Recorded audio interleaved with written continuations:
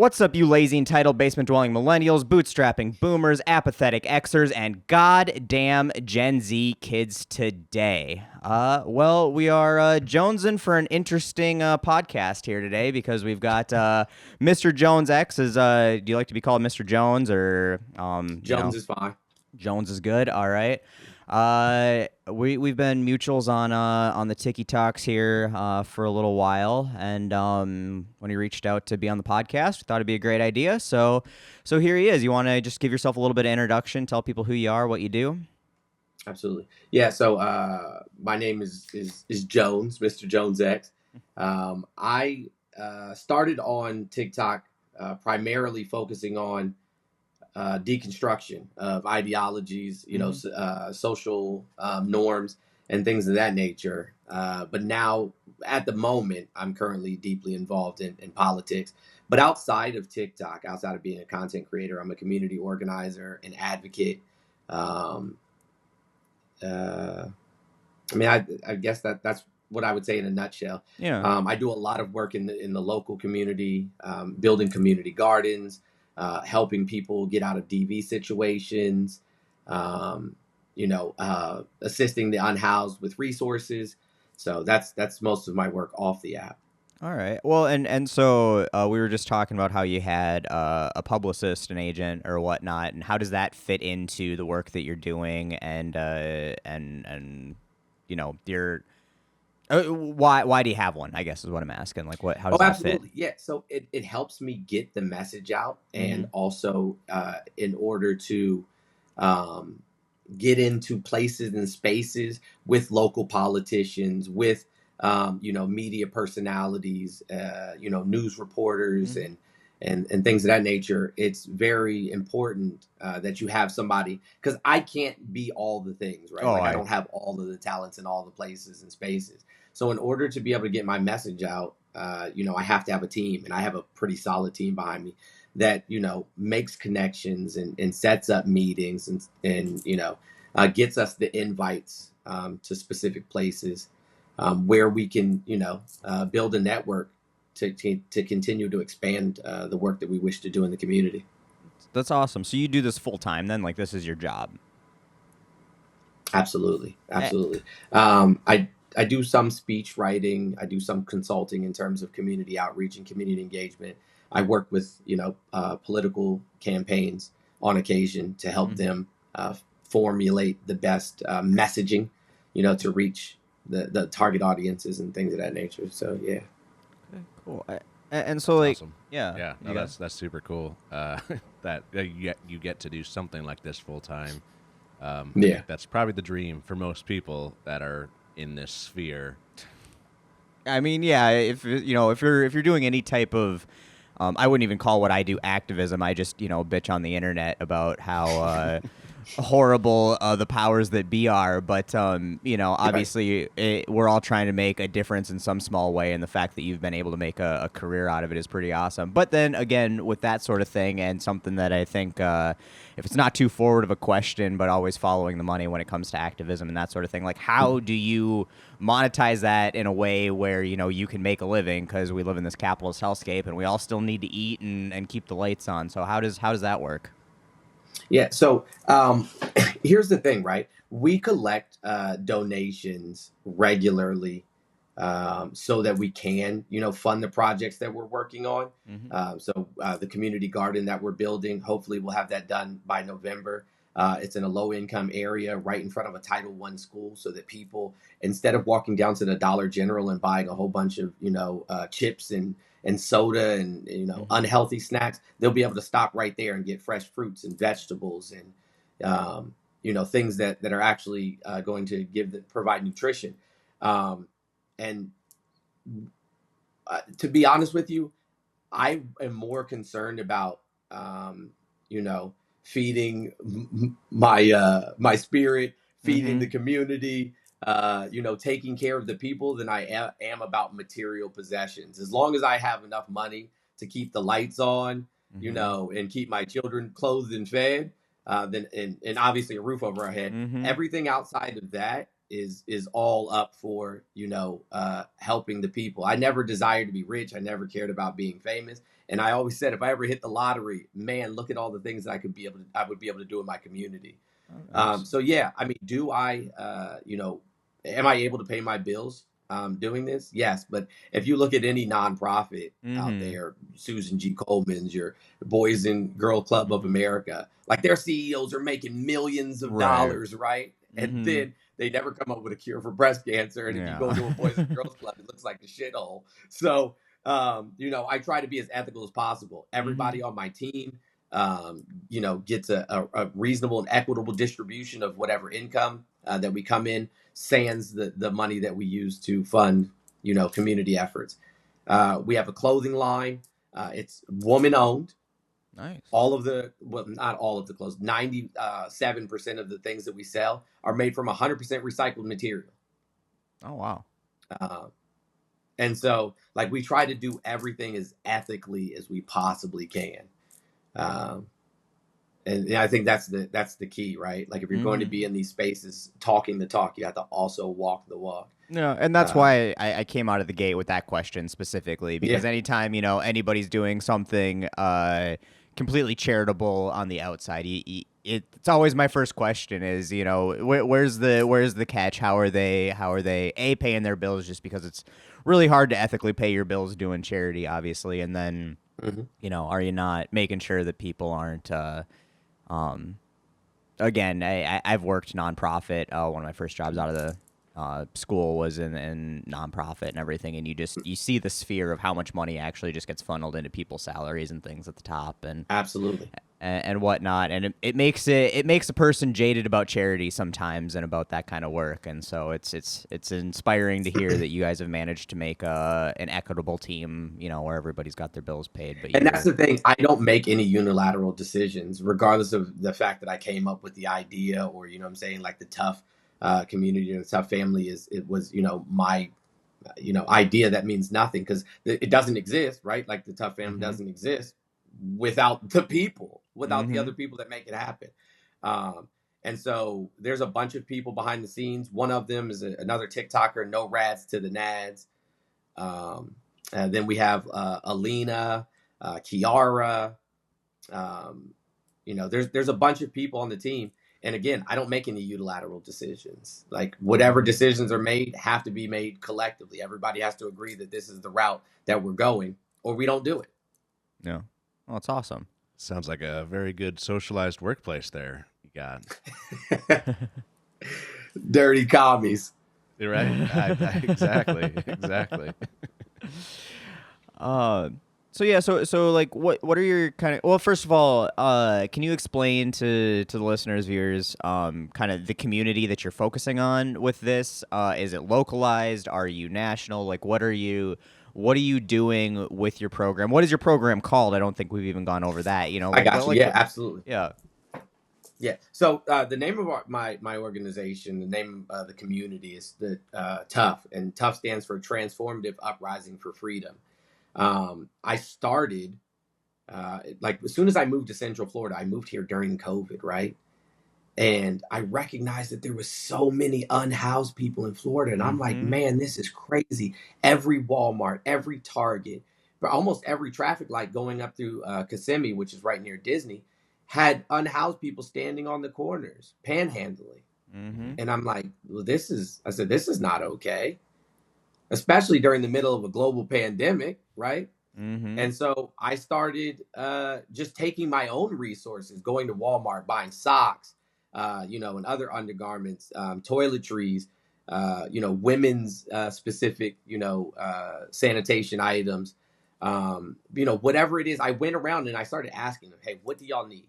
Like, what is Mm-hmm. it that I can get for you? And then I started, bringing those things out there to them as best I could, And then I was like, well, this isn't sustainable, right? Because I worked, full time at the time, Yeah. It's not like you're and I Jeff wasn't really Bezos big running on around social out media. here who could, What? solve all. It's not like you're Jeff Bezos running around out No, here where you could solve all exactly, those exactly. problems single-handedly and just choosing not to. But in having these conversations with these people that are unhoused, I started realizing that everything that I thought I knew was wrong. These people weren't unhoused because they were, had substance use disorders. Like that came after the fact for those Yeah. that do. That came after the fact. Like they were hardworking people that lost their jobs, or that members of the LGBTQIA plus community whose family ostracized them, or I mean, just a vast array of things that weren't ever what I thought they were. No, we've done some a podcast episode, and I've definitely talked about it in my videos on homelessness, and obviously it's Ronald Reagan's fault. We've talked about that multiple times, but it's definitely like a lot of the people who do have substance abuse problems too don't have substance abuse problems because they're just choosing to be dirty drug addicts. Like they're self-medicating because they've got some sort of mental illness that's untreated, and there's no community resources for that whatsoever. And Exactly I've spent a lot of my life self-medicating. I just do it the legal way, but we all do those things, especially if you can't get the resources and the support you need. And the fact that people look down on these people for the situation that they're in, and it's really our own failure as a society, not their failure as human beings. And it's beautiful that you've you recognize that and you've put this work in for that. Yeah, exactly that. And so that was one of my first major focuses, and then for various other reasons, I started focusing on women, and anybody really, but primarily women, because it's often the case, escaping domestic violence situations, and then also people in the LGBTQIA plus community who don't have access to resources, whether it be housing, healthcare, or otherwise. So those, I would say, are the major tenets. I'm not a Christian by any stretch of the imagination. I don't even, believe in God or anything of that nature. But quite literally, the vast majority, I'd say 70 some odd % of this country are self-proclaimed Christians, right? And Jesus says in the Bible specifically, whatever you do unto the least of these brothers and sisters of mine, you've also done unto me. I've kind of lived by that. Whoever the least of these are in society, if we lift them up, right? If we lift those people up, then by the very nature of them having all of their needs met, right? The people that need the most amount of accommodations, if all of their needs are met, then the rest of us who don't need as many accommodations would be doing much better. A rising tide lifts all boats. Exactly that. And so that's the plan, right? Make it better for the least of these so that everybody can be okay. So, yeah, I mean, so I got to ask, first of all, where did you move from? And then why fucking Florida, of all places? Like, my God, I lived there, South Florida. 8 years of my childhood was spent in South Florida. And this is just... Everybody always asks that. That state, it's like, you can go to hell, and if you keep going a little further south, you hit Florida. It is a miserable, miserable place. So I moved from the Washington, D.C. metro area. And I mean, I had lived my whole life in the rat race, right? Like the entirety of my life in the rat race. I hate the cold. I legitimately just do not like being cold at all. And also, I have two little children, and they were like, we want to live by Disney. And I was married at the time, and my ex-wife, she also wanted to move to Florida and be a Disney travel agent or travel advisor or what have you. And so, COVID hit, and all of the things I was working on with my nonprofit, the nonprofit organization I was with in Washington, D.C., kind of came to a screeching halt, and there wasn't any real direction. So we packed up the house and sold it and moved to Florida. Nice. In the dead of COVID. Yeah. I mean, literally in the dead of COVID, lockdown, mask. And definitely moved to the state that was handling COVID the best, too. Hey, one thing I can say, though, contrary to popular belief, most of most of the private organizations around here, like the stores that you go in, did actually require you to wear a mask. Yeah. Well, yeah, they're they're not all as dumb as their leadership down there. Right, right. And a lot of that was just, virtue signaling or whatever the opposite of virtue signaling is that Republicans do. I'm not really sure, but, Ron DeSantis was definitely setting up for his presidential run. He's like, fuck the masks and COVID's a hoax type bullshit and all that crap. So. And it cost thousands of people from his voter base to lose their lives. Yeah. The only time they can wear masks is when they're marching in the streets, screaming neo-Nazi shit. Otherwise, you can't wear a mask. Can't breathe. It's otherwise, crazy. Right in front of Disney, like directly in front of Disney, like across bridges that cross over the highway. Like, but they're all masked up though. Yeah, exactly. I'm like, I thought y'all hated masks. Yeah. Well, it's just these ones I wasn't forced to wear. It's a personal choice, so that's where the difference comes in. Now I'm just trying not to go to prison or get fired from my job for doing really racist shit at the quick lube. Yeah. Exactly. So yeah. The cognitive dissonance. I know you talked about that a lot, and I get notified every time you go live, and you go live a lot, man. Dude, you are live constant. Every time I log into my app, the first thing that pops up is your face live. It's like you and two other people just spend. I don't know how you find the time. How do you not get kicked off of fucking live? Because I'll be live for 10 minutes and suddenly I'm banned from going live for 2 months. Oh, yeah, I get banned regularly. I'm banned on my main account right now. But so I go live every morning from 8:30 to 12:30. That's dangerously early. That's what we call it. We do that every morning. It's for a lot of people, that is their morning motivation, their boost of energy. And it's not just because of me, right? It's because of all of the people that participate. I built a very strong community. I don't know if you know who Brett Cross is. He's one of the parents who lost a child in the Uvalde shooting. No, I don't know who he is. Sorry. Okay, well, he's an advocate for gun reform, and he's one of my mutuals on here. But yeah, he came on and said, "Hey, listen, Tough Family, I need some help. I need $1,300 because we're behind in some in some things, and I would love for you guys to help us out." And boom, just like that, within minutes, they took care of everything that he needed taken care of. So, I mean, it's a really, really, really, loving and empathetic and connected community. They're always reaching out to each other in the DMs or in the Discords, like helping people find jobs or access to whatever resources they need. And as much, I personally can't take credit for it. I just happen to be the person that started hosting the live and saying, "Hey, you know what? It would be great if we had a community who did X, Y, Z." And then they just started doing it. Dude, that's incredible. And that makes sense if you're 8 to 12 every morning. I'm always usually I always, one of these days I'm going to get my videos uploaded before 8 in the morning, but I'm usually wake up and start editing and then so I'm posting them right at. So as soon as I log into TikTok to go upload my video, that's why your face is there. It makes a lot more sense now, but yeah. And then some evenings I go 8 to 12 at night, but not all the time. I'm a single dad. I do in fact have a nanny who's godsend, but yeah, so but in between time, that I'm not live, I'm doing things like this, what I'm saying, to get the word out. I'm interviewing with newspapers. I'm at meetings with people trying to set up, community events. I'm going to, talk to vendors in terms of building tiny houses or container homes so that we can set up, emergency short-term living situations for people. So, I mean, it's a constant grind. Yeah. I sleep, occasionally. Right. Sounds like you're a lot more tuned in. We basically get to do this, and that's kind of it.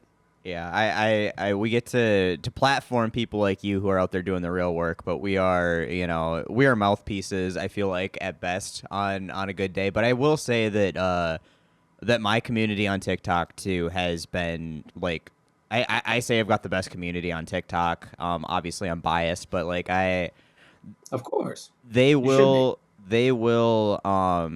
show up and show out anytime I ask for anything, or don't even ask. I just platform somebody who's looking, a local candidate trying to raise money, or trying to bring Same. awareness to some sort of injustice or something like that. So yeah, we should definitely get together and do a live sometime too, and start bringing our Oh, I communities would together. love that. I'm sure we've got I love crossover content. I'm sure we've got a pretty big crossover. The center of our Venn diagram's probably not small there with our communities, but yeah, we should definitely do that sometime. Anyway, Yeah, what you no, got, that would be Taylor? cool. I've been talking this whole time, so No, it's okay. It's been pretty natural. So I didn't want to interrupt. But so I watched a bunch of your stuff, kind of in preparation of this, just to kind of see what you're kind of recently on about. And one of the things I saw was Florida being the testing ground of Product 2025, or just like Absolutely. the first state to have a Ron DeSantis governor that's absolutely insane and willing to basically is. just do all the things. Greg Abbott's fighting hard for like Yeah, that's Florida. true. Texas is Yeah, trying it's to like, out yeah, Florida. who can be Florida. more- They're like It's they're like, which one of us can definitely be more fashy. Right? Yeah. So I guess I was, tell us a little bit about. I don't know if you've seen anything personally, or like you're just in Florida, so you see a lot more of the legislation that's being passed. What does that look like?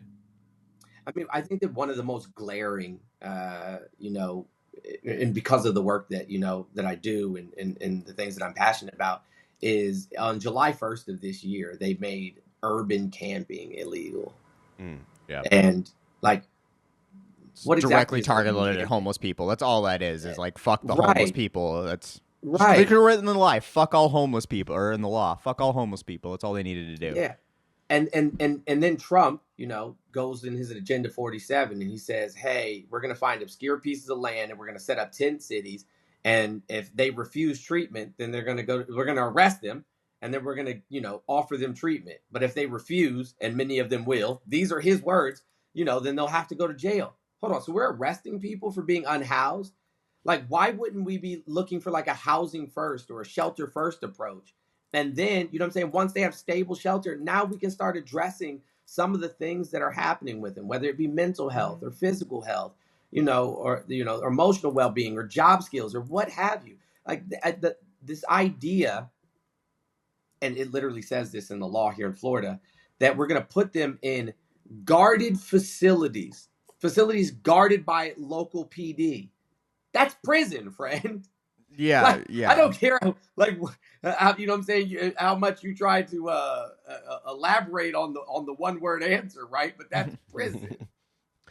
Yeah, it sounds a little like a concentration camp to me. If we're being honest, and I mean not hopefully in the Auschwitz type of concentration camp kind of way, but the United States did this too to the Asian community during the Second World War, where we're like, this demographic of people can't be out in the general public, so we're going to put them in a guarded facility, and it's so fucked up. Yeah, when you say clean up the streets, like my idea of cleaning up the streets is not putting people in tent cities or hiding them away, right? We have 175 million empty houses in the United States of America.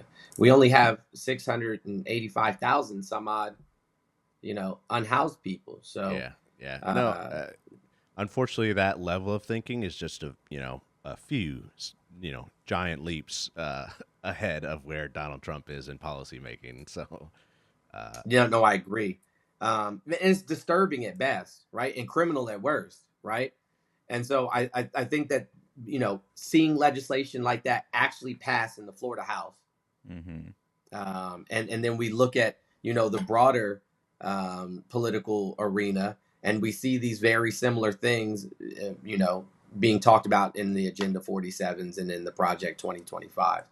But like I said, that one is the one that caught me, in the feels, I guess. Yeah.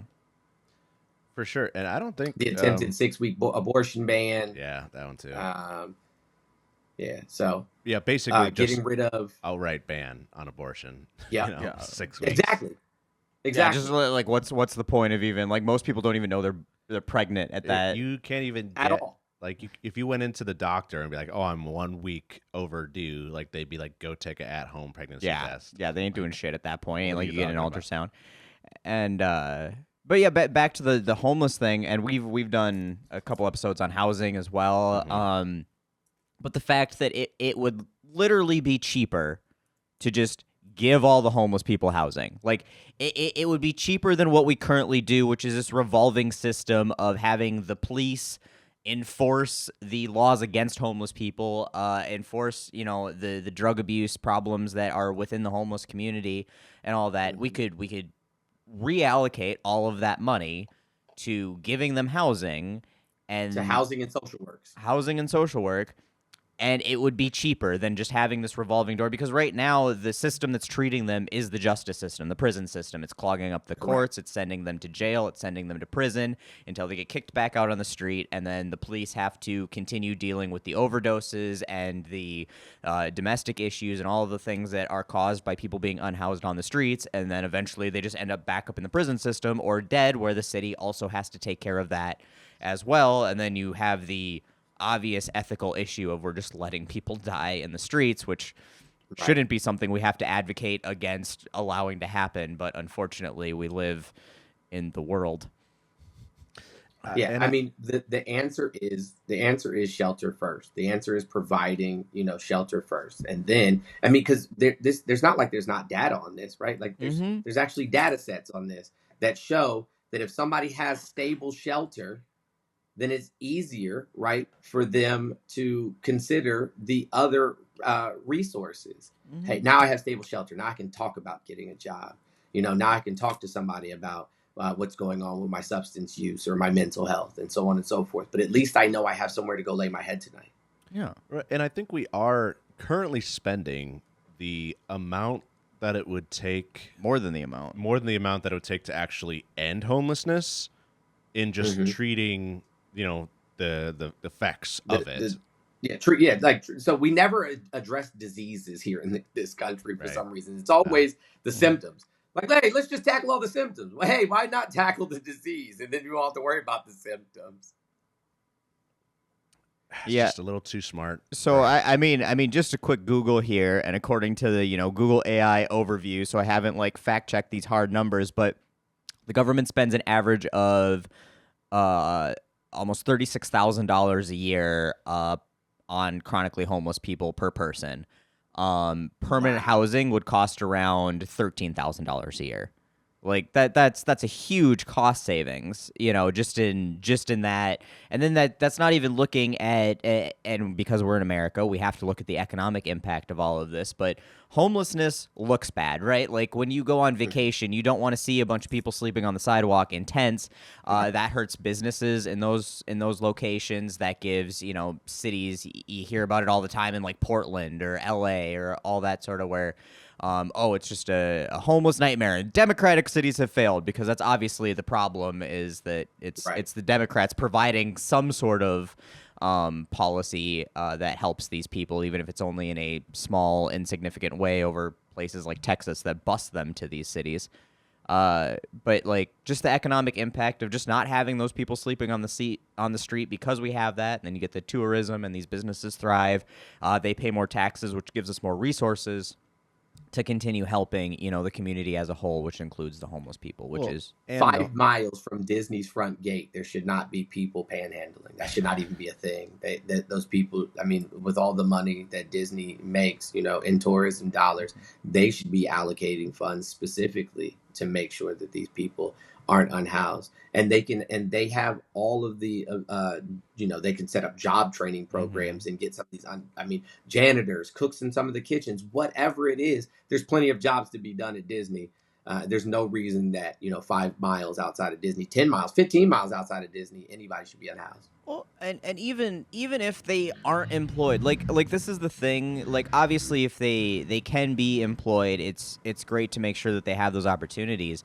But employment, like your access to housing, food, and medical care, shouldn't be based on if you're employable and all of that. And that's just and it's still going to save us money, even if they are completely dependent on the system of government. It's still going to be cheaper because they're still going to be unemployed and requiring these services, whether they're sleeping on the sidewalk or have a roof over their head. And another thing, a 2012 study here in New York City said that participants in a supportive housing program spent 40% less time in jail than people in not in any of those programs. And like again, the amount of cost savings that has for the city is huge. Like just giving them housing whether they're employed or not.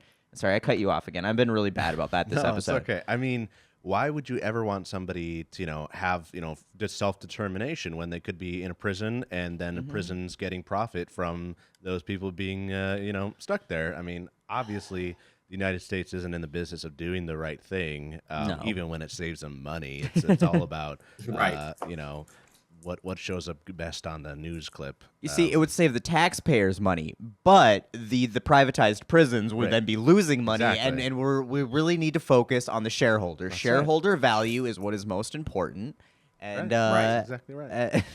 I mean, we're building facilities to house unhoused people when there's facilities and structures that already exist. There's a hotel, or not even a hotel, it's like a resort, honestly, right off of the I-4 corridor near Disney that has been unoccupied for 14 years.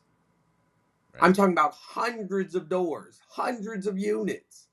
Yeah, but then these homeless people would get to live in a resort, and I don't get to live in a resort, and that's not fair. So we can't do that. I mean, Right. we keep saying this like it's hyperbolic, but this is literally the Republican Party's platform on housing homeless people. Mm-hmm. Like it's literally what they say. Oh, if they don't have no boots or no bootstraps to pull themselves up by, then that's their own fault. Like that's literally Well, and they're unironically their under perspective. the misconception that all of these people are unhoused because they have substance use disorder. There's people. Do you know that over 30% of unhoused people in the United States are employed? Yeah. Yeah. Because there are varying levels of homelessness. Right. And there's Disney employees that live in their car. That doesn't surprise me. Well, Disney doesn't pay shit, and Florida has like one of the highest costs of living in the country, if not the highest now cost of living in the country. Like, and it's the federally minimum wage, correct? Is it still $7.25 an hour there? Well, no, actually, they increased it. There's legislation that increased it. I think we're somewhere in the 12 now. Don't quote me on that. Let me look it up. But no, I think they have increased it. It shows 12 according to. Yeah, that's what I thought. Yeah. Yeah, 12. So Yeah, I thought it was $12. not exactly great. It's technically above our poverty wage. Effective in 5 days, it'll go up to 13 in 5 days. All right. So yeah, technically it's not a poverty Still not a wage, livable wage. according to Still not a livable wage. living wage calculator says for Orlando area, a single adult with no children, it would be $7.25, so it'd be the federal minimum wage. So, still not great. Not even close to a living wage. No. Just about half. I'm actually amazed Florida has passed a state minimum wage law, though. Surprising. I want to see when it actually passed, because I want to say. Is this just an increase from a pre-DeSantis law? What you're thinking? But I mean, it's been like we had fucking Jeb Bush back when I was down there. And he was Right. I mean, he's a worthless piece of shit. He looks like a saint compared to the shit that's running Florida and half the country now. But it wasn't like he was doing great things for the people of Florida, especially the underserved communities of Florida back then. And then I guess I forget. I stopped paying attention to Florida politics between Jeb and DeSantis. So I do have a little bit of a gap in Your Florida knowledge? Yeah. I try to forget that place exists. Okay, yeah. So November 3rd of 2020, Florida voters passed another amendment to gradually increase the minimum wage. Oh, so they put the vote to the people. Oh, it was The a people ballot initiative. Correct. Mm-hmm. was a That ballot makes a lot more sense Yeah, it now. does. I was like, Yeah. the legislators aren't going to vote in favor of No, the no. voters, No. but the voters might vote in their own interest. Yeah. Oh. So, and they intend to put a ballot. Well, there's a ballot initiative for abortion on this upcoming election.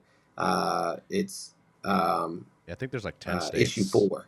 Yeah, Issue no, 4. and I'm really excited that Florida's got that ballot initiative on there because I do think that this has the ability to swing Florida back purplish for the election, which is huge because it's going to get a lot of people out who normally vote. to the polls, and that's a big deal. And we've seen it obviously with like Ohio and a number of other states that have had ballot initiatives on abortion, and people show up and show out for that specifically. Don't be shocked if Florida goes blue.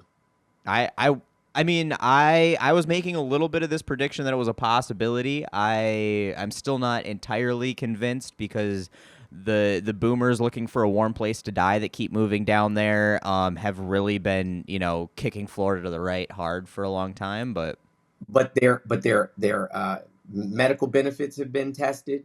mm, Their ability to insure their homes have been tested. I mean, there's a lot of things that haven't been working out well with Ron DeSantis as the governor, specifically for people who are elderly or boomer generation and older. COVID didn't even work out well for them. yeah.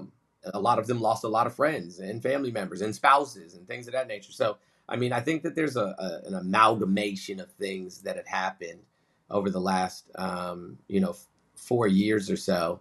The rollbacks in environmental protections, the rollbacks in employee protections. I mean, they removed laws again July 1st of this year that give water breaks to people that work out in the sun all day. Yeah, that sounds very Florida to me, honestly. But I don't know. And part of my frustration with Florida has always been, and I try to preface this without sounding racist, which sounds horrible when I try to preface that way. But the Cuban community in Florida is very disillusioned by the Republican Party's rhetoric around communism or socialism, and Red Scare. mm-hmm. And it's really, really hard because, they associate communism or socialism with what they escaped from in Cuba. And they hear this, the Republican Party says that anybody, left of DeSantis now at this point is, a communist or socialist. And unfortunately that community votes because to Republicans, they're water Mexicans. At that point, like, they could build a wall, around the tip of Florida. They would do it to keep them from coming in too. And they don't. Absolutely. They vote against their own self-interest because they are so afraid of that word communism or socialism, and it's so frustrating with that community. And the younger community, I think the younger Cuban community is coming around, but the older Cuban community, which dominates so much, especially of South Florida, has just been entrenched in that perception of that rhetoric that it is. I have a South Florida.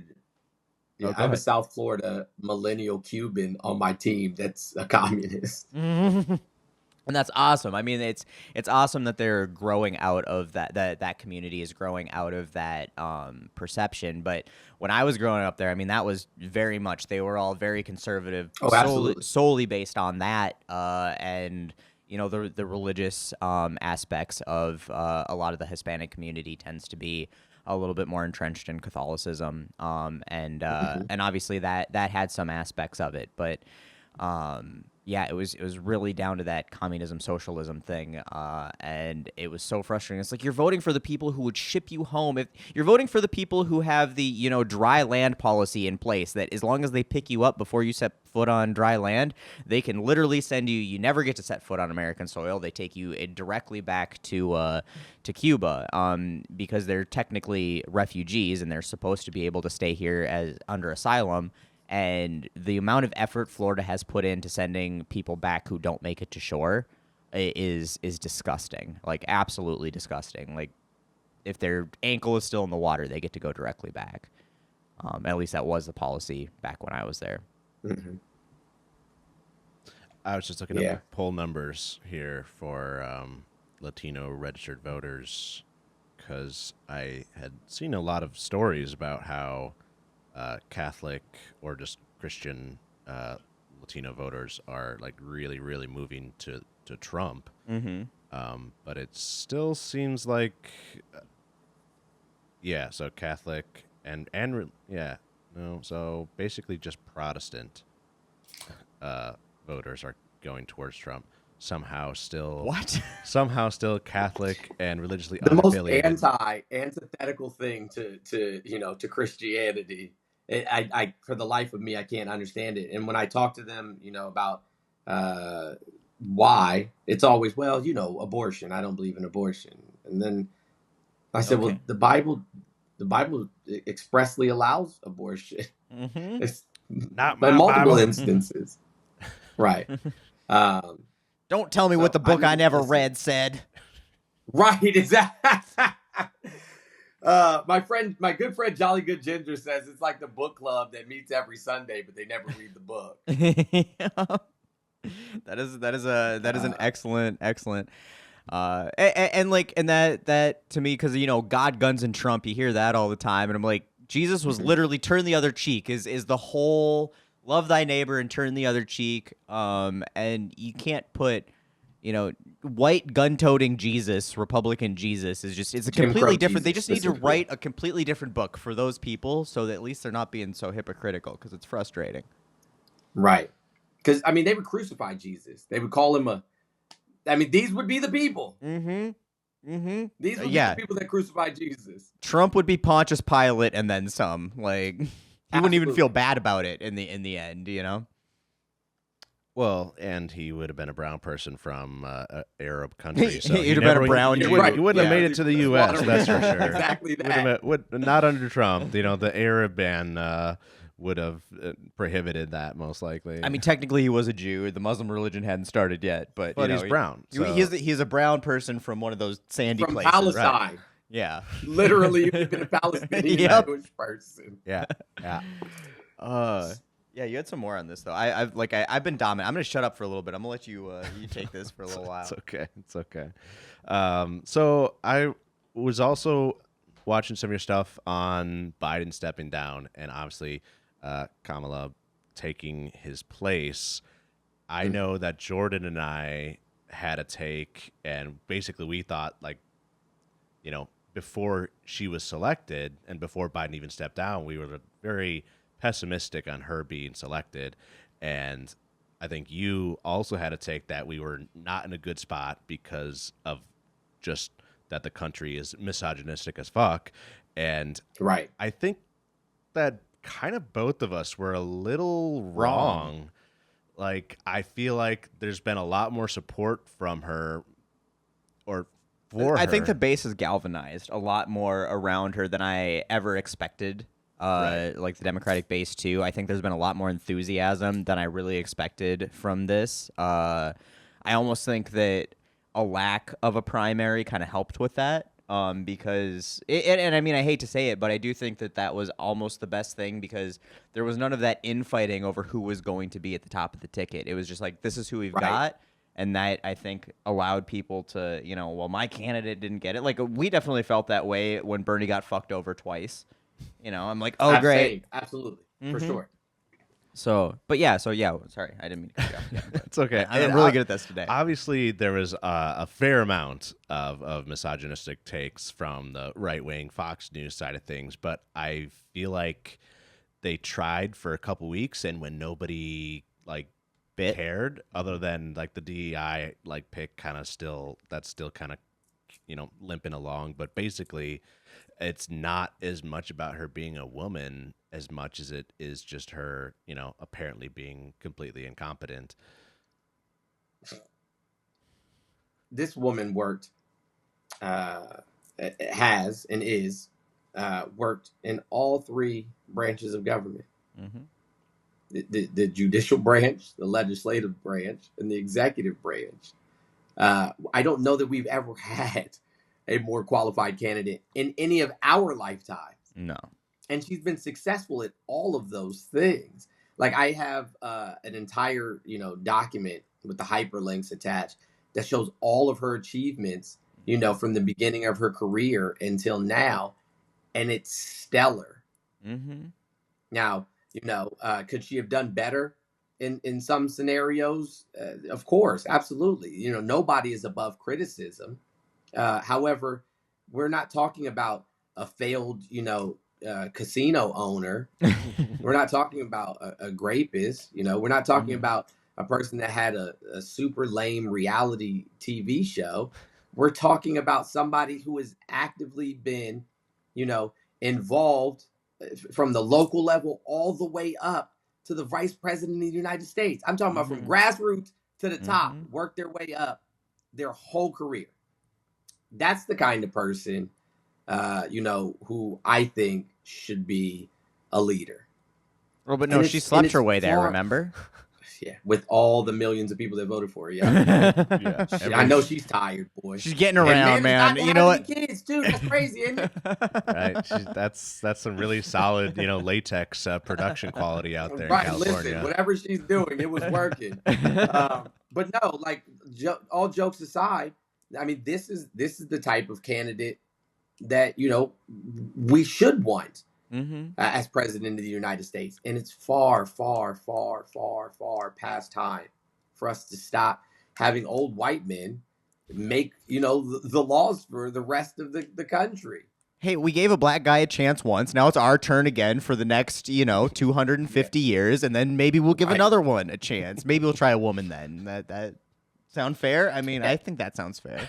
And we're so far behind the times in terms of having a woman as leader. I mean, we had Angela Merkel,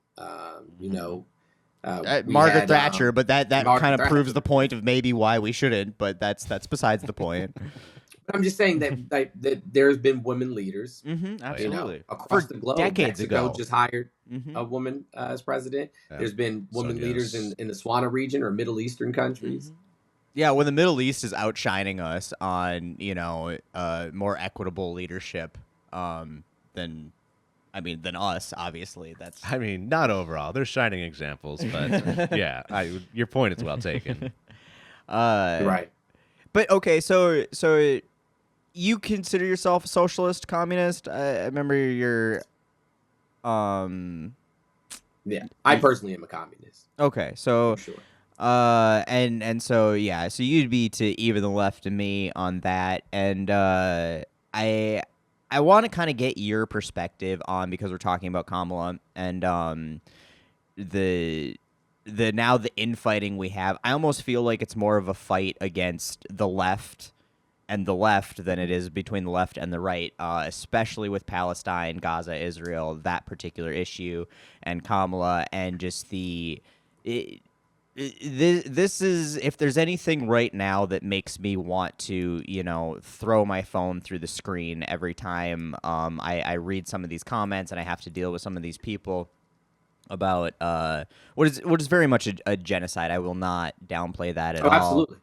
And it's very much something that we are supporting and promoting. But I'm also a pragmatist, and I understand that the world, works, and we've got two options. It's either going to be Trump or Kamala, coming up. But the fact that I'm like, okay, I think the best option is to take the person who's not going to be like, what's taking you so goddamn long to finish the job, is maybe the right way to go. And you get called, a Zionist or a genocide supporter and all of this kind of thing. So obviously, you definitely seem to think that Kamala would be a competent leader in this situation, and I would assume that you agree, as we all agree, that our support of Israel in this situation is completely unacceptable. How do you fall on those people on, I would say, more your sphere of the left, which I consider myself very progressive, but there's obviously people... I feel it's performative at this point, but there's obviously people to the left of me who are making it really hard, I feel like, to make any progress forward. I'm really curious about your perspective on that. Absolutely, and that's a great question. I'm glad you asked it. And I talk about this on occasion, right?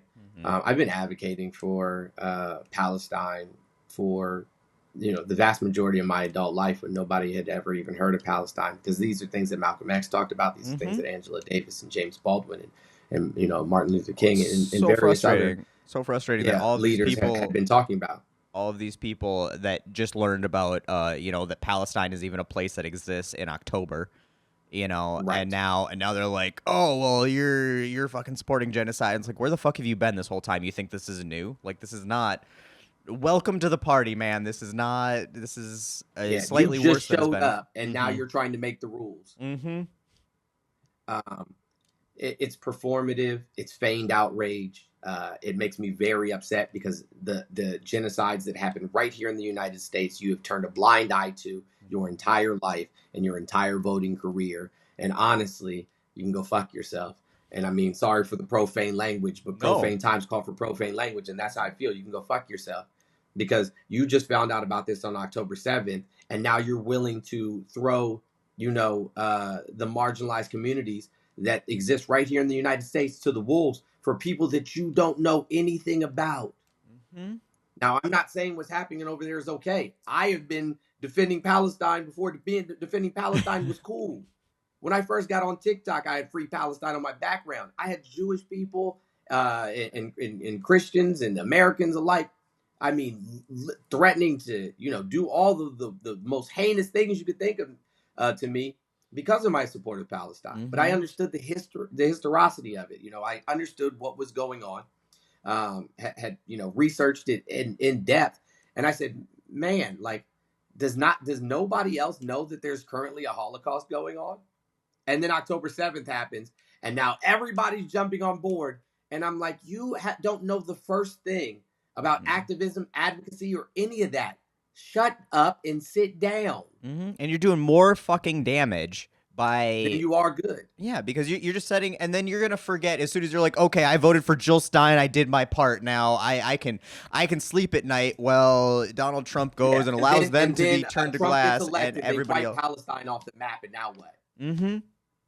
God, okay, thank you. I'm glad that we had this talk because it's been so frustrating. I've not personally, since I've been in this sphere, had to participate in so much infighting on the left. I mean, like, I had it a little bit with the Bernie Hillary shit and all that kind of stuff, but it was never like this, to the point where it's like, I'm going to sit here and fight the person who should be my ally, who is my ally, fighting for the same cause, because they aren't fighting for it in the way that I feel they should be right now in a civic situation that I don't understand. Like, I don't understand how the government works, but I'm going to tell you that if you vote for Kamala, you support genocide. You are committing genocide because you're participating. I'm like, guess what, motherfucker? We all live here. We're all participating. Every time you wake up in this country, you're participating.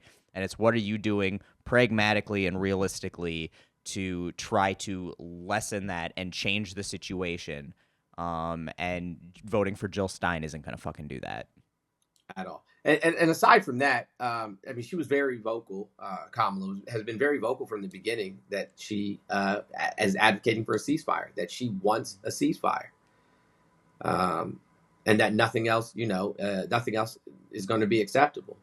She also advocates for a two-party state. I'm not necessarily for that, but I'm curious, what would be what would be your solution then if you're not an advocate for a two-state solution? And I don't have a strong opinion. I don't really know what the right decision is. I completely understand. These are indigenous peoples to that land. The Palestinians are indigenous peoples to that land. So telling them that they can't freely roam the land that they are indigenous to, I think, is absurd. The same way that I feel like it's absurd to tell people from Mexico and Central America that they can't be here in the United States. Like, what are you talking about? You arbitrarily drew a line between indigenous groups and their land. Spanish was the first non-native language spoken on this continent, and it was spoken on this continent for over 100 years before English. Like, they have, and they occupied Florida, Louisiana, Texas, all up and down. So who are you guys to show up, after the fact and say, no, you guys don't belong here? No, you don't belong here. Yeah, go back to where you came from. I'm like, bitch, I'm already here. Right. So I don't understand it. In the ways that we advocate in this country for the Jewish people, which no shade to Jewish people. I understand that Jewish people walked lockstep with minority groups during the civil rights era. I completely understand that. But if we agree, or if we believe that the Jewish people have the right to occupy their ancestral lands, right, then we have to have that same energy for the people from Mexico and other parts of Central America. We have to. I don't have a ton to add. I figure we can. I think we've covered this. We can move on. Like I said, I keep cutting you off. I'm doing real bad today on dominating this conversation. It's all so. good. It's all good. Um, I mean, I just got a list here of like national debt, Second Amendment, Roe v. Wade. Like, there's a ton of topics I think we could have some really interesting discussion. I mean, I can definitely hit that Second Amendment one really quickly. Yeah, let's do it. Yeah. So I mean, there's no realistic way that we could take all of the guns from American citizens. Mm-hmm. And when people say that they're going to take our guns, I'm like, man, you guys are absurd. Like, what are they just going to knock on every door and send in, the SWAT team to run your house down and find out where your guns are if you have guns? No. Joe The Biden vast is going to majority. show up personally and kick your Right. door down, and, Right. and take them. Also, yeah, with that, I back the blue and don't tread on me. Cold dead hands. I'm like, who the fuck do you think if they are going to come take your guns? Who do you think is Right. going to be doing it? Yeah, exactly. But then aside from that, the Second Amendment wasn't written with the intent to give, individual citizens the right to bear arms. The language quell slave revolts. specifically. What's that? It was to quell slave revolts. It was written so the Correct.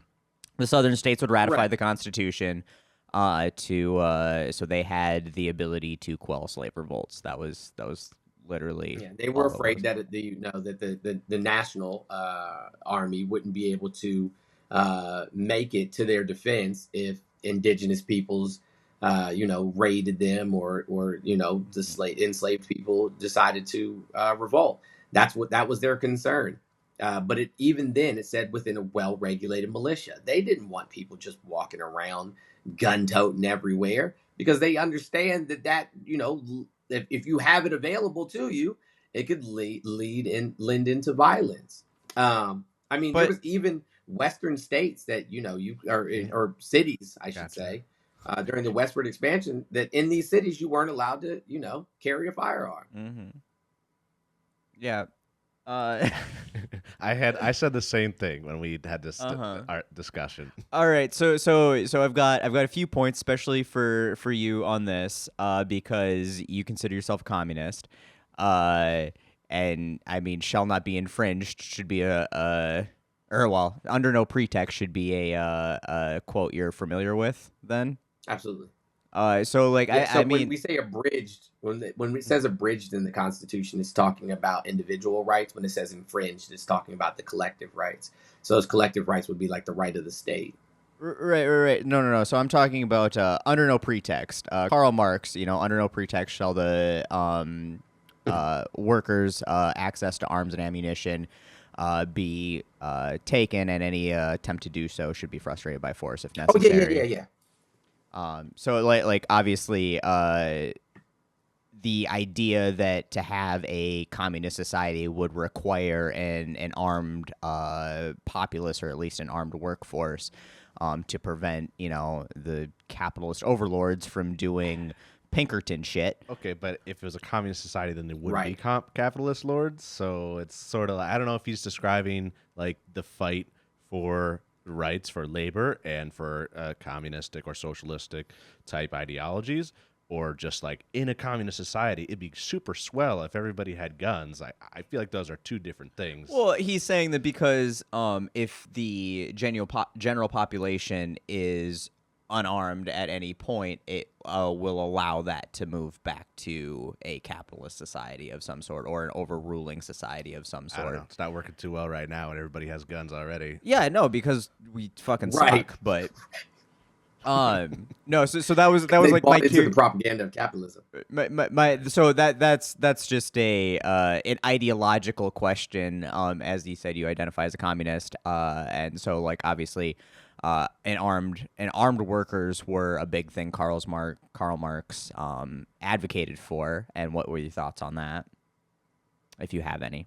Yeah, so I am all for, right? I am all for people having the right to bear arms. I'm pro people having the right to bear arms, to defend their home, to defend, property if necessary, to defend themselves as necessary, to go hunting, however, right, within reason. We have to have a driver's license to drive a car. We have to take a test, Mm. right? We have to do all of these things to ensure the safety of ourselves and others. I think those same principles should apply, ensuring, you know what I'm saying, said firearm, under the current system. Now, if Mm-hmm. we were talking about like under a communal or communist system, Mm-hmm. sure, there could be an armed regiment for protection and things of that nature. But Uh, if everybody has access to resources, if everybody mm-hmm. has equitable access to resources and all their material conditions are met, what reason do you need outside of defending from outside, Mm-hmm. right? What reason do you have to just be walking around, you know what I'm saying, Mm-hmm. gun toted up? I completely agree, and Like that's it's usually it's an where. unnecessary. Uh-huh. No, absolutely. I completely agree. And that's usually where my argument on gun control leads to is we waste a ton of political capital trying to pass gun control that does little in the effect of saving lives and people when we should be wasting or spending that political capital on universal health care, education, housing, feeding people. Correct. But a few of the things you brought up here too, and Addressing go. the disease, not the Mm-hmm. symptoms. Exactly. Let's stop putting the band-aids on the fucking problem. And one of the things that I recently did a video about is that like the things you're just talking about, licensing, insurance, along with all of the other gun regulation we have in this country. Obviously, the Second Amendment was written for inherently racist reasons, but then all of the gun control we've had in this country throughout history has been passed for inherently racist reasons, even if it wasn't intentionally racist. Racist reasons, yeah. It's all racist, right? Like if you say felons can't own guns, and on the face that sounds perfectly reasonable until you realize that our entire system is designed to disproportionately affect minority communities, specifically black communities, and it's classist too. Obviously, white people who are poor are convicted at higher rates than wealthy people, but then black people and Hispanic people are convicted at higher rates than even poor white people, and so on and so forth. And the fact that like you can have 20 DUIs and own a gun, but if you have a marijuana Right. conviction, you can't. And obviously that is specifically directed at specific minority communities, and so on. And then anything with like licensing, obviously licensing for a car you can argue is racist because I can afford that, but a lot of minority communities cannot. The people who have the Right. lowest rate of car ownership, the lowest rate of driver's licenses, or just any form of government ID are going to be poor minority communities.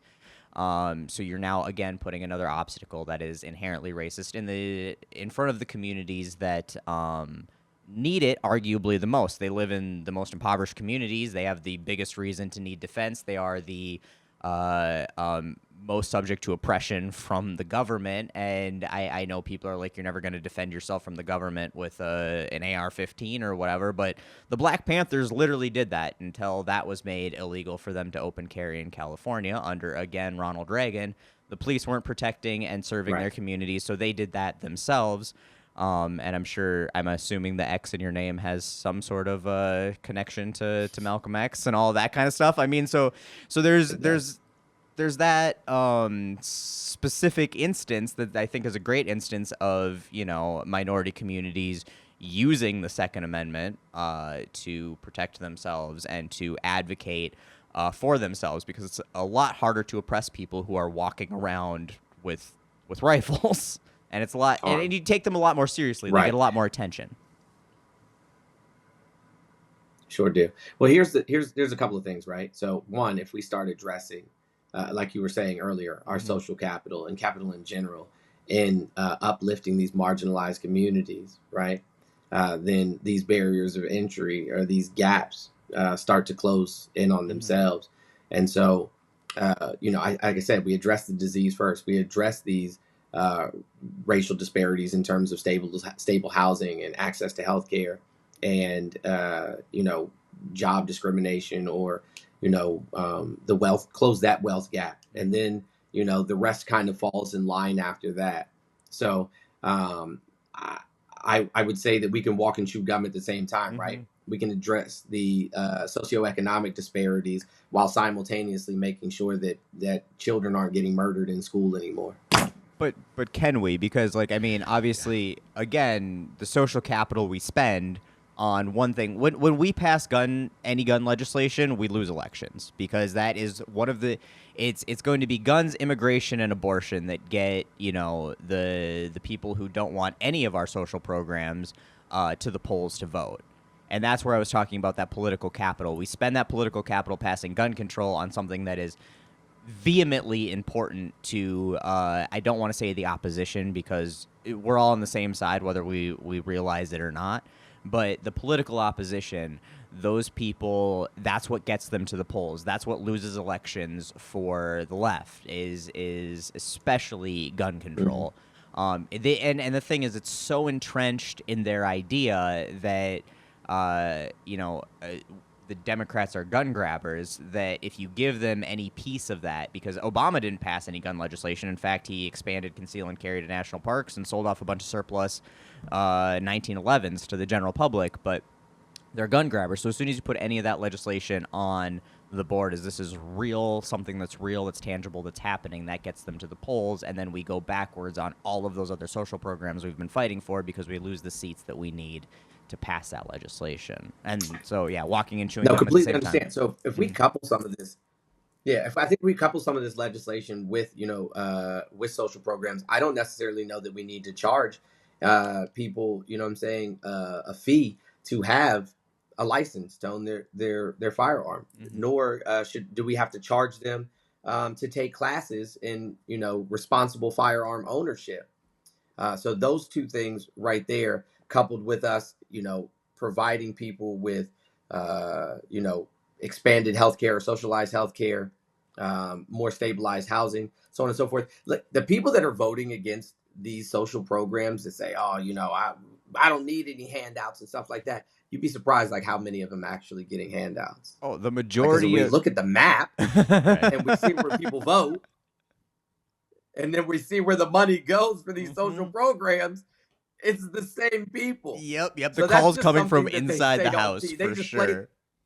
they just play that role on TV. But if these people's material conditions were met, and making their not only making their material conditions better, but their lives better, right?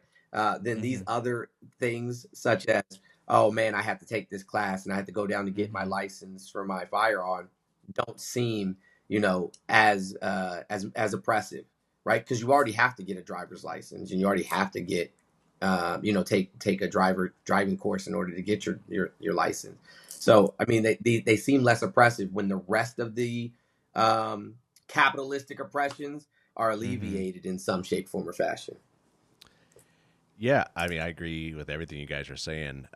But as a fellow socialist, as I proclaim myself to be, generally speaking, I feel like we're a long ways away from even remotely addressing the material conditions of the majority of Americans. And even in this election alone, we're talking about endorsing a candidate who does not believe in a socialized, healthcare system.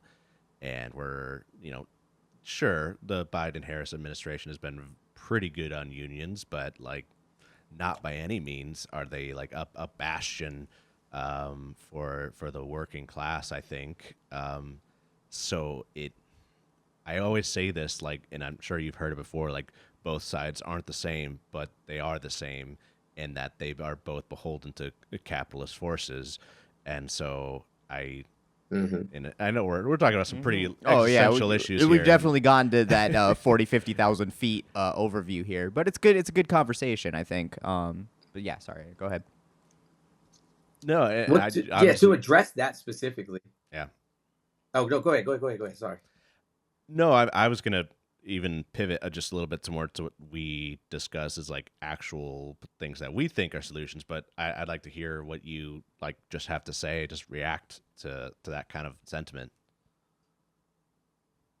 Right. So I think that people are going to be surprised at if Kamala Harris wins, how progressive she'll actually be. I think she's been working very closely with Bernie Sanders. She's been working very closely with Mark Cuban, of all people. She's been working with a Not really selling a massive progressive team thing. of individuals. Well, no, it's not. The Mark It's not. Cuban, yeah. The Bernie Sanders part, yes. The Mark Cuban part, Yeah. not so much. Yeah. But with the Mark Cuban thing, she said, I mean, what he was stated about her is that she actually listens. She listens. She takes notes. She reads the room, says, "Hey, how can we come to a solution? How can we fix this?" Here's a perfect example of that. After the 2008 housing crisis, when they were trying to get settlements from the bank for predatory lending, those banks offered the state of California $4 billion. The rest of the attorney generals across the states were like, "Okay, yeah, let's take their settlement." And Kamala said, "No, I'm not taking that. That's not nearly enough money for the pain and suffering, and the loss that a lot of these people have incurred." And she got $20 billion. Mm-hmm. 20 billion. Sticking up for the little guy. Yep. And I don't see that being a trend that's going to stop. Eh. Right? She didn't come from money. She didn't come with a silver spoon in her mouth. I mean, she She came from humble beginnings. They were middle class, upper middle class beginnings, and I'm not trying to like downplay that. I'm just trying to like say like there was, her both of her parents were Well, let's also just educators. be fair. Like upper middle class. Her mom was still a cancer researcher. Yeah. Her mom was a cancer researcher. and They're her both dad was doctorates, I mean, professor. they were well educated people and stuff, and that's not to downplay. Most of the people in Washington came from a silver spoon in their mouth, and I wouldn't call her a silver spoon in her mouth at all. But yeah, Right. I would also, just to play devil's advocate on this, the 20 billion. California is the largest economy in our country and one of the largest economies in the entire world. Oh, right.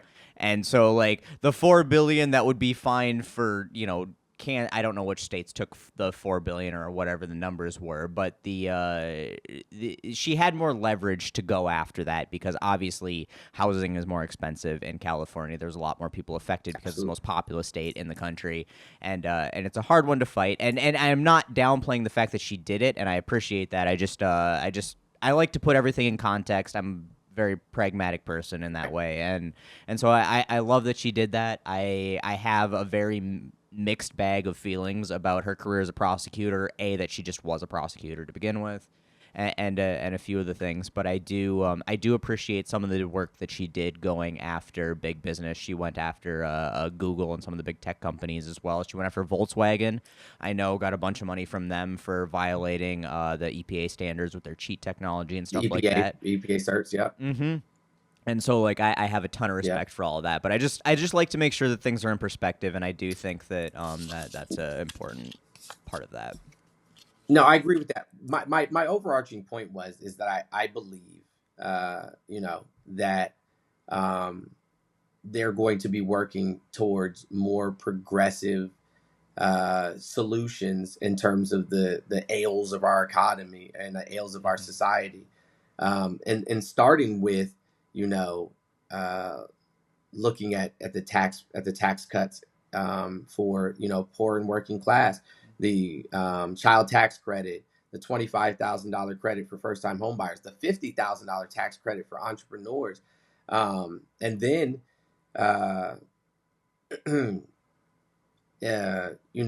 when we're looking at trying to figure out like how to phrase it really. So I guess, and I'll give you a little bit just time to ponder while I pontificate for a little bit. I'm just looking like specifically at this election messaging, and the fact that she brought on Tim Walz is like something we were incredibly psyched about. Like obviously being from Minnesota, they actually got it right one time. I know, the first time in like VP history. I feel like, at least since Mondale, and that obviously didn't work out, but it was last Minnesotan.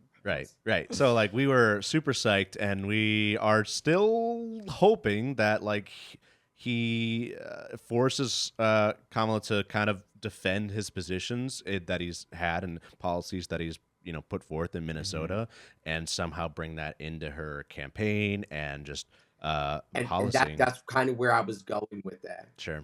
Yeah, that's kind of where I was going with that.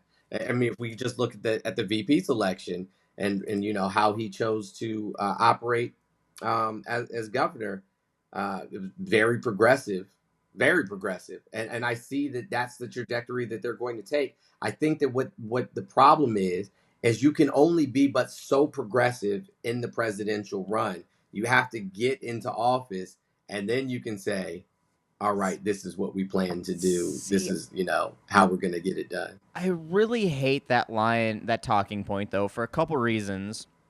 Is one, I I'm one of those people who I'm like, all right, I'm gonna take politicians on what they say. Like if they say that they want to do this or don't want to do this, that's what we have to go on. You know what I mean? So if it's like she said she was for Right. universal health care, now she walked back universal health care, I need to believe that she's walking back universal health care. Especially considering I feel like universal health care is fairly popular in this country, and she's walking that back to a very moderate, small group of the electorate, or to donors, one of the two, as to why she would walk that back at this point. Makes very little sense to me as to why we shouldn't believe her as she gets closer to that. But also the fact Because you that, can't beat MAGA. You can't beat MAGA without the moderate vote. You can't. but You oh, can't beat them without the moderate vote. I think that's where we differ for yeah, sure in our just the way that we're looking at this election in general. We talk about all the time here. We're like we're the mythical like undecided voter when it's in an election where you basically know each candidate as well as you're ever going to know a presidential candidate. At least in recent elections, it and even CNN is like there's like 4% of voters that are undecided versus in prior elections it's more like double digits. I think in our position Right. is that the part of this enormous, publicity and just wave of support that she received when she was first, came out as the selection for the candidacy, was not only is she not an old ass white guy, and which is awesome, and a woman, Right. which is also great, but then she chose Tim Walz, and it's like boom, like we're gonna get it, we're gonna get all this progressive talk, and we're actually gonna have a coalition for the first time in basically ever, and now we feel like some of those policy positions. backpedaling that fucking tricycle again. Well, I mean, because immigration too. Sorry. Yeah. Go ahead.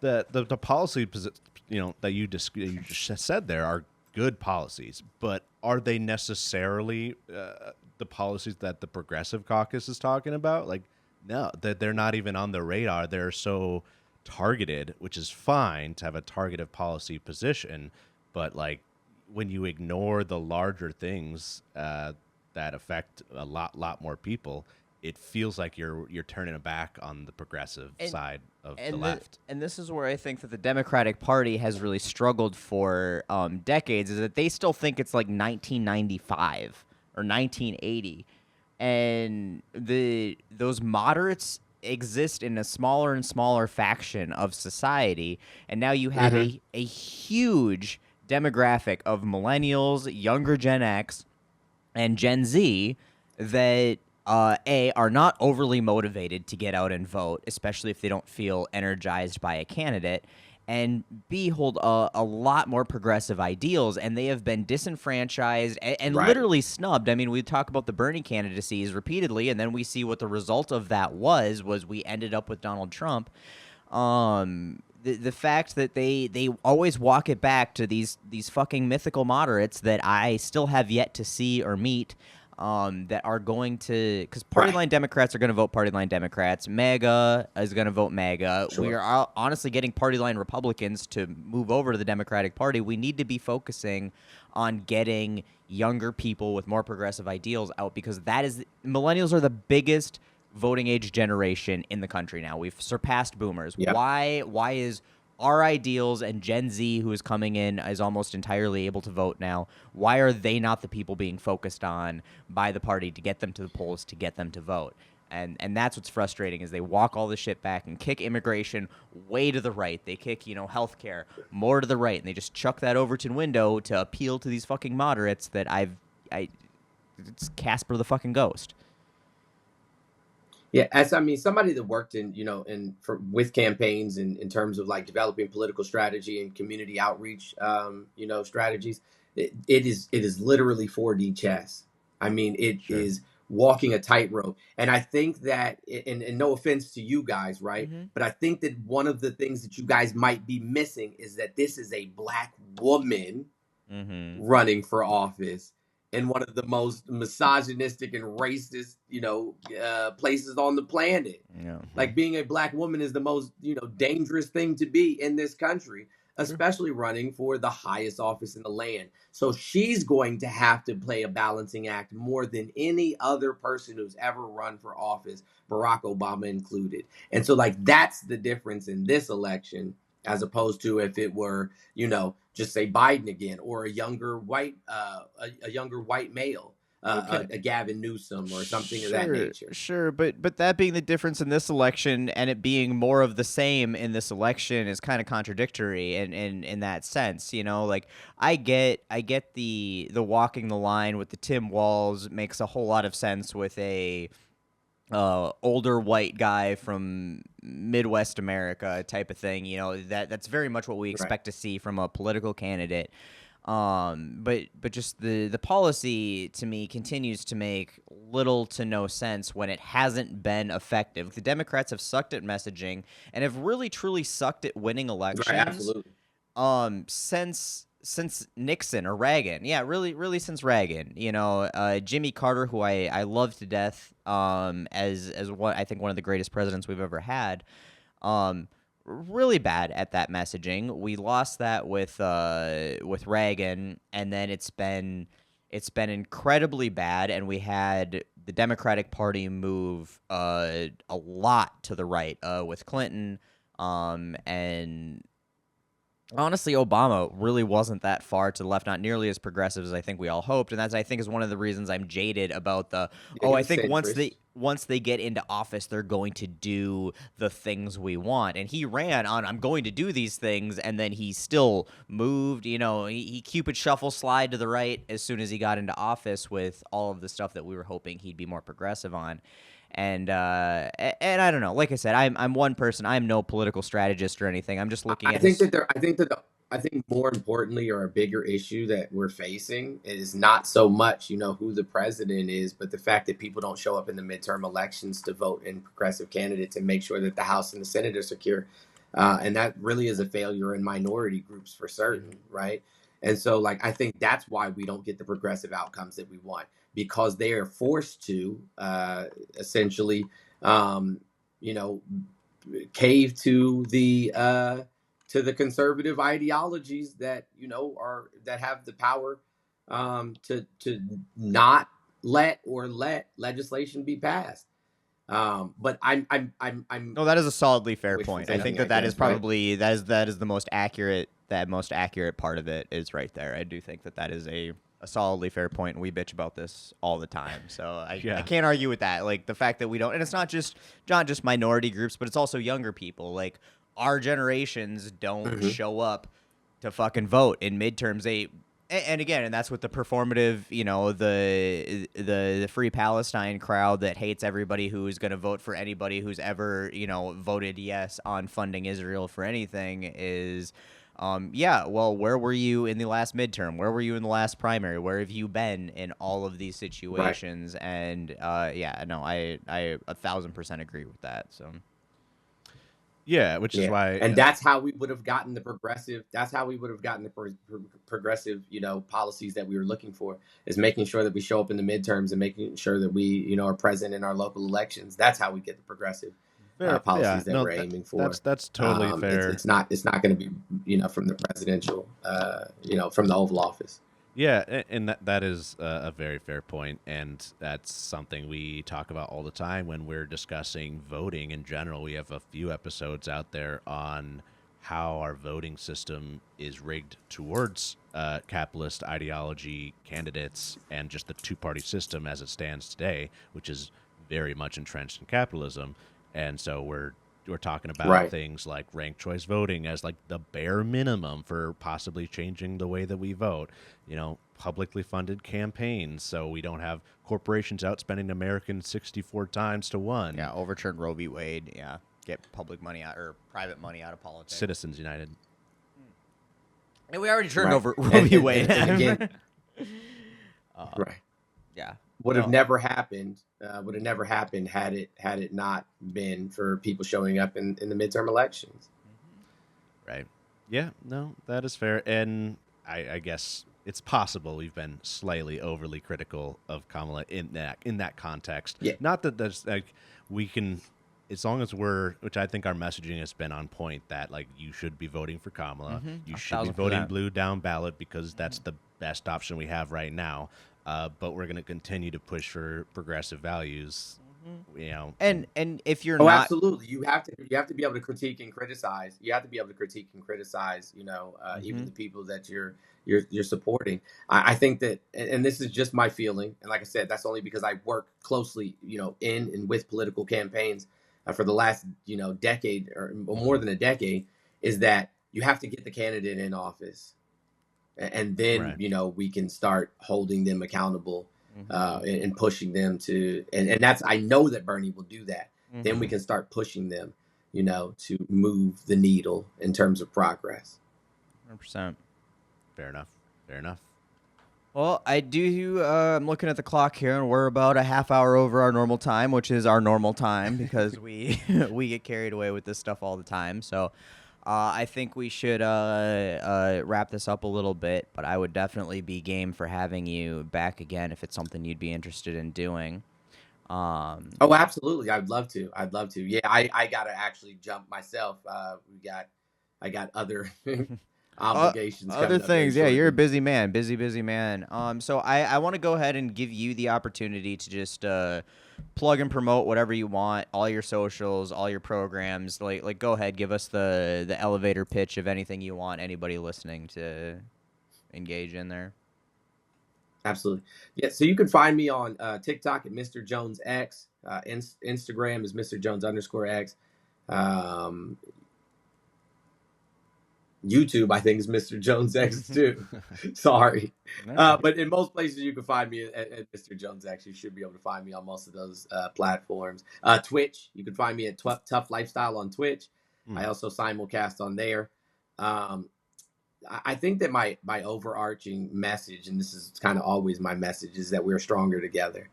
So whatever you can do to lend a hand, build community, show empathy, so on and so forth. There's an old African word. It's Ubuntu. I am because we are. Like, we're all interconnected in one way or another. I exist because you exist because I exist. And if we want to continue existing, we have to figure out a way to do it together. That's really the mission. Aside from that, check on your friends. Everybody who says they're okay is not necessarily okay. Heck yeah. All right. Yeah. Anything you want people to donate water, to right now, or anything like that you're raising money for that you want people to check out? Anything like that? Got a website? We have an amazing. We're working on that. Websites are just the merchandise websites currently. But we are working on a fundraising gala here in Central Florida. It'll be in February. And that will be local politicians and a whole bunch of content creators, and even some politicians from other states coming together to fundraise. We're going to build a temporary living community with a community farm. Temporary stable housing, job programs, access to therapists and social workers. And that's what we're working on. We've already identified some land. We're working on negotiating that. And then once we have done the location, are done with the location here, we're going to start trying to build the same types of self-sustained communities throughout the United States. So here, Houston, Atlanta, Arizona is another place that we have identified. Hopefully, some in California. But yeah, that's the movement. Awesome. Sounds like a good plan to me. To build these self-sustaining communities ourselves. That is amazing. All right, everybody, make sure you follow Mr. Jones X so you can keep updated on the work that he's doing, because he really does good work. Makes us feel like lazy pieces of shit over here for sure. But no, Everybody has their role. we appreciate the hell out of you being here. I've really enjoyed this conversation. Obviously, we've got a ton more to talk about, so hopefully we'll have you back on at some point. If you're a fan of the podcast, obviously we love if you support us just by listening and hanging out, but also offjoewagon.com. You can buy podcast merch. You can just subscribe on Patreon, on YouTube, on pretty much everything. And that just helps us, keep the lights on and pay the bills to keep doing this so we can have great guests like this. Once again, Jones, thank you so much for being here. This has been an amazing conversation, and I look forward to doing it again. Yeah, thank you so much. It's been my pleasure, and I would love to see hang out with you guys again. Thank you so much for having me. Till next time, guys. That's right. All right, Thanks for tuning in. Till next time.